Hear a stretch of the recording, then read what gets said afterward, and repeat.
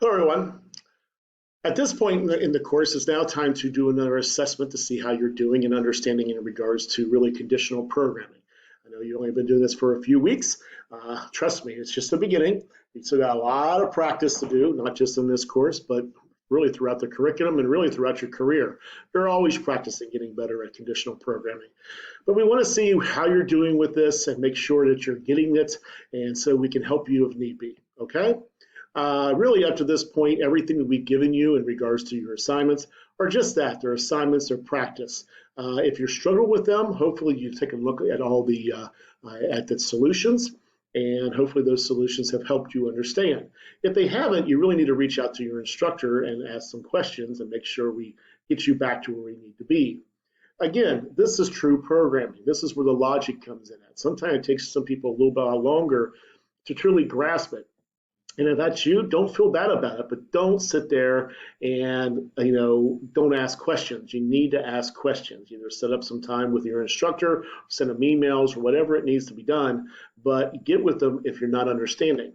If you're trying these things and you get stuck, and then you actually have looked at the solutions, hopefully those solutions have helped you understand. And you go, oh, okay, I see where I went wrong at. Hopefully that's a learning process, and now you can apply it. So with that, this is our project. This is project 2. If you look at your syllabus, you'll see how the project 2 is treated as it relates to your final grade. And so it's actually treated a little bit more strongly than a typical assignment. Matter of fact, quite a bit more strongly in that case. So what you want to do is do very well at this, or well, at least give it a good effort. If you get stuck, once again, don't fret over it. But learn from it, okay? Do your best at this, and so that's the whole idea, is to assess where you are. And if you're still struggling, you need to get with your instructor, okay? So just do the best you can at this. Don't get stressed over it. Just do the best you can. All right, so test 2. I wanted to create a quick video for you and make sure you understood what's being asked of you. So in this case here, you've been asked to write a program for a retail store that will allow them to calculate discounts for their employees when they buy items. So in this case here, we'll pretend we're Walmart, and we're writing this for Walmart, and every employee gets a discount for stuff they actually buy. Okay, the discounts are based upon the number of years worked, as well as the employee, if the employee is a manager or an hourly employee, one of the two. The kicker here is that the employee can only accumulate $200 in total discounts for a given year.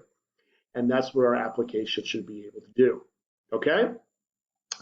We're going to do this rather crudely because we don't hold information right now. We're not sticking anything into a database to actually go back and recall. So we're actually going to do an honor system in this case. And in doing so, that's what our inputs are all about. Our inputs would be our name. So if I walked up with something like a candle, I want to buy this candle for $30, I would say my name's Bob. Number of years employed. Well, I've been there for 5 years. My year-to-date previous purchases. Well, let's pretend I bought $300 worth of stuff so far this year. Employee status. I'll say I'm a manager. What the heck? And today's purchase is going to be for $30. That would be my inputs. Notice all the requirements when it comes to validation. Make sure your application takes care of that in lieu of validation. Okay, everything you see here must be validated. Okay, based upon what I've given, I would press submit. The employee discount percentage will come up. That discount percentage is going to be based upon this grid right here. It's going to determine what your discount percentage is based upon the number of years employed and the manager, if you're a manager or an hourly employee. The numbers of years employed, no decimal, just integers. So if I've been there a year and a half, put in 2. If I've been there a year and 2 months, put in 2. Just round up on how many years I've been there. Anything less than a year, put in 1. So it's either 1, 2, 3, 4 years. Don't worry about half a year or anything like that, okay? Keep this very, very simple. Any questions? Okay, so any questions? You guys can't really ask me any questions, can you? I feel like I'm in a live class here. So but that's what you need to do. Some people might ask, well, what if I just started? Well, then you've been there a year, put in 1. And so everything from 0 months to a year is 1 year, and after that's 2 years, and so on and so on. Nope, don't overthink this, okay? Based upon that, you're going to determine the discount percentage. That's an output. You're going to then determine the year-to-date amount of discount in dollars. Once again, one of the things I'm going to have to do from an honor system is tell them how much I have bought so far this year.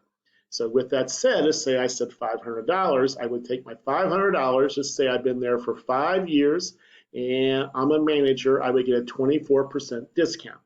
And so for $500, oh God, that would be, let's see, 20% of 500. Help me with this, everybody.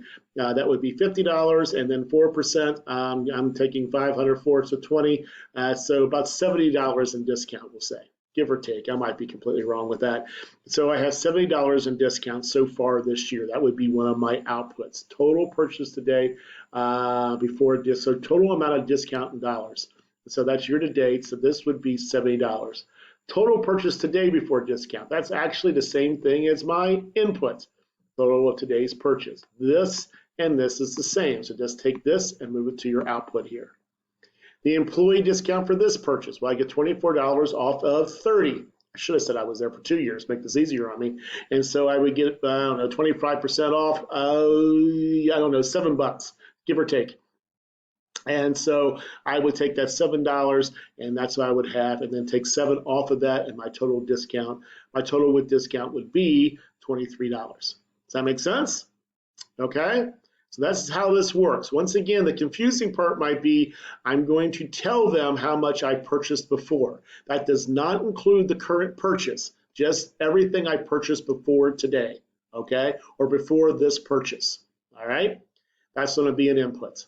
Okay, and then based upon that, I determine how much I've gotten in discount so far this year. And if everything's good, I go ahead and I discount my current purchase. These pieces right here calculate the total for all employees for today is basically going to be an accumulation. So this is going to take care of each employee as they walk up to the register, and this is going to accumulate everything that all employees have bought so far today before discount, and then what they actually paid for it after discount. The accumulation of it all. So 10 employees bought something for an average of $200. This might be $2,000, and if they got a 10% discount, they ended up getting paid $1,900. Does that make sense? This should be accumulation. And so you need to deal with those variables accordingly, scope-wise. There's your big hint. Okay? As I said before, you're going to determine your year-to-date discount in dollars based upon this right here, this grid right here. Once again, just deal with it as an integer. So you got some work to do in regards to writing the conditional statements to determine what percentage discount a person gets, okay? Try to write these as efficiently as you can. Try to stay away from compound conditions if you can. You may want to notice that manager and hourlies is only 10% difference all the way through. If you want to incorporate that into your logic, feel free to do so. That is a hint. Maybe you can minimize the amount of if conditions if you actually accept this hint and understand what I'm saying, okay? The next thing you're going to do, okay, yeah, year-to-date in dollars, okay, and with the discount, year-to-date discount, and then what you're going to do is determine the discount for today's purchase. These 3 pieces right here should help you with this. This is a conditional statement you got to be able to write, okay? For the most part, I did a lot of it for you. Once again, if my year-to-date discount, what I just did for all previous purchases already over $200, I don't get any discount at all for today because I've already maxed out my discount. If my year-to-date previous plus my today's purchase times discount is less than $200, I'm going to get all the discount. Meaning, if my previous discount was $70 and today it's $7, I'm at $77 with that, that's less than $200, so I get all $7 in discount. Does that make sense? Finally, if my year-to-date purchases plus my today's purchase is over $200, my discount is going to be between the discount and $200. And so in this case here, once again, so if my previous year-to-date discounts, let's just say it's $195, and for this particular purchase, I get a $7 discount. I cannot get over $200. So with that said, it would be my previous purchase discounts, okay, I'm sorry, $200 minus my previous purchase discounts, and meaning I only get a $5 discount. You may want to listen to that one more time. So if I go over 200, I get the difference between what my previous year-to-date purchase discount total was and $200. Okay? So in other words, let's just say I accumulated $190 in discount year to date, right here. Today's purchase, I'm supposed to get a $20 discount.